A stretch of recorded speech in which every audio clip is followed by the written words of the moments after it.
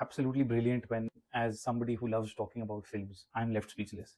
And this is one of those times when I don't know how to communicate and convey what I felt watching James Gunn's Superman. I'm still going to try and attempt this. Here goes nothing. Are you being serious right now? Yeah.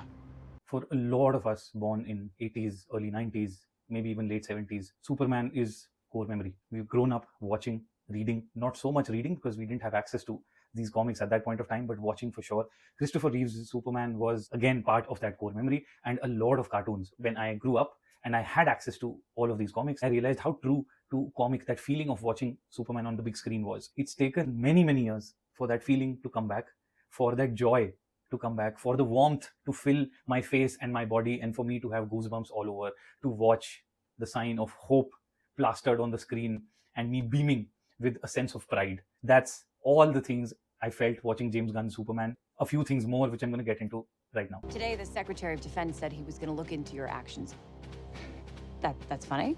My actions? If there's one thing James Gunn knows, that's how to have fun on screen without losing the essence of what he's trying to say.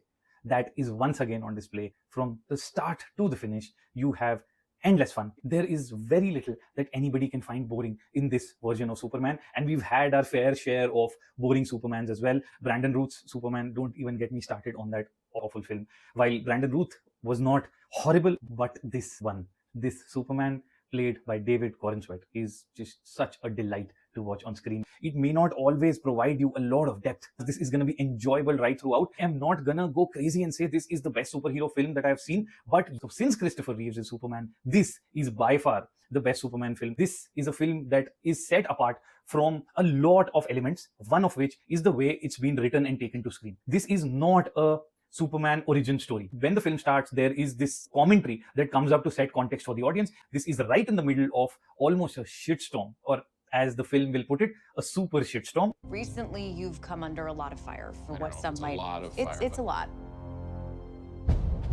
My only qualm with this writing is that it's strangely patchy. It does not flow. Like, under normal circumstances, this film should feel slightly abrupt, slightly jarring, does not flow well, and hence should feel very patchy. But this one, for whatever reason, does not feel so, and a lot of credit for that goes to James Gunn, yes, and also the actors on screen who shine nice and bright like the yellow sun that powers Superman. Rachel Brosnahan playing Lois Lane is beautiful to watch. She is just the right amount of flamboyance and groundedness that you would need from this character. She has a lot of spunk, and that is visible in how Rachel portrays Lois Lane. And to top it all, Nicholas Hoult playing Lex Luthor.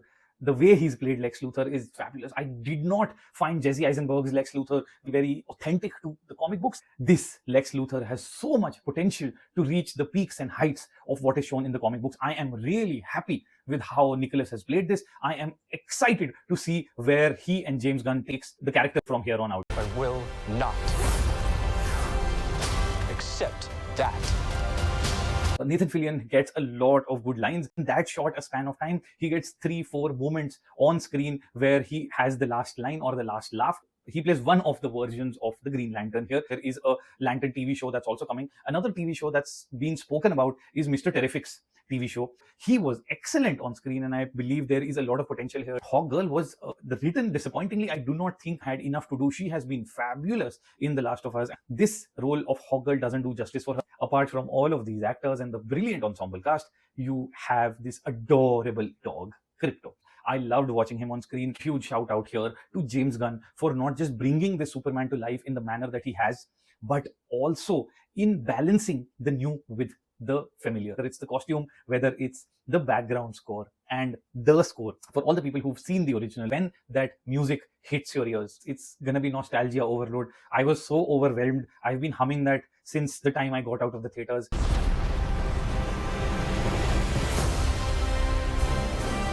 This is one of the most heartfelt Superman films ever made, and I highly recommend that you go watch this. If you have watched it, please do let me know. This is one of those times where I'm not going to be very happy listening to a lot of hard criticism on this film, because there are some things that just hit you here, right? And this is one of those things. It hit home for me. It was nostalgia. It was a sense of warmth, sense of pride. I loved watching this Superman on screen. Cannot say that enough number of times.